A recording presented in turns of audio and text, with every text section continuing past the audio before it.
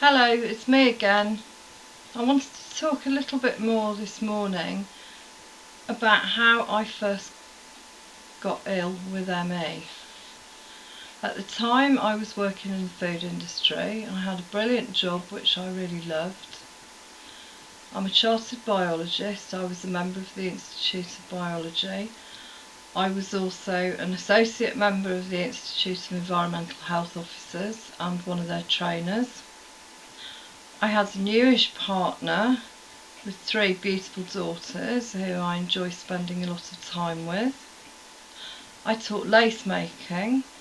I had ladies come to my house and we made lace together. And I also taught a bit of maths to engineering students. Over the autumn of that year I was full of various viruses, colds, coughs, what have you. Carried on working like you do. Just worked through it as I always had done. When it came to the Christmas, I suddenly got a lot worse. I had to take time off work. I had a throat virus followed by a chest infection. I couldn't move. I had never felt so ill in my entire life. In fact, that Christmas, which was the second with my partner, I spent a lot of the time on my own. I was sitting in another room while everything else was going on in the rest of the house around me, but I was too ill to take part. I don't believe beliefs and attitude had anything to do with that illness. I still don't. After the Christmas, I was still too ill to return to work. I went to see my GP and eventually they diagnosed respiratory syncytial virus.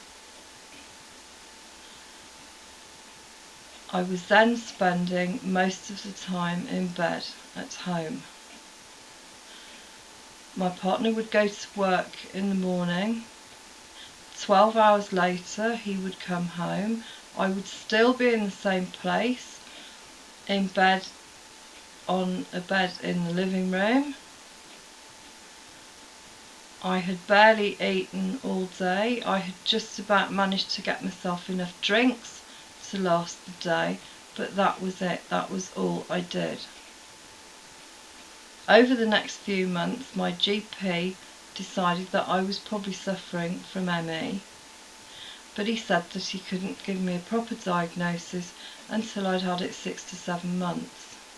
And it was about this time that he sent me to see the psychiatrist, who, as I said in a previous response, decided that I didn't have any psychiatric symptoms whatsoever.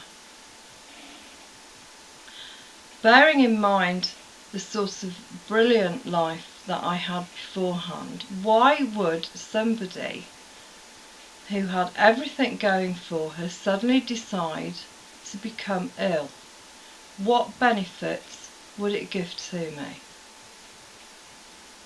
Well, it certainly gave me invalidity benefit. That was barely enough money to live on. That was the first benefit. The second benefit of having this illness is that I have retired from work. I no longer work. I'm not able to work. I can do a certain amount of things on a good day. On a bad day, I'm back to resting or lying in bed. So that's benefit number 2.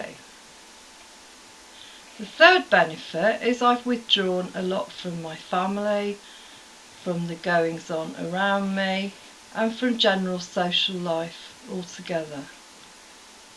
So that's my third benefit of being ill. Why would I want to keep this up if I had just had some aberrant way of thinking or some deviation from the normal way of thinking to keep this up when I quite clearly do not enjoy being ill. To coin a phrase, I'm sick of being sick. So what possible benefit can this aberrant thinking have for me?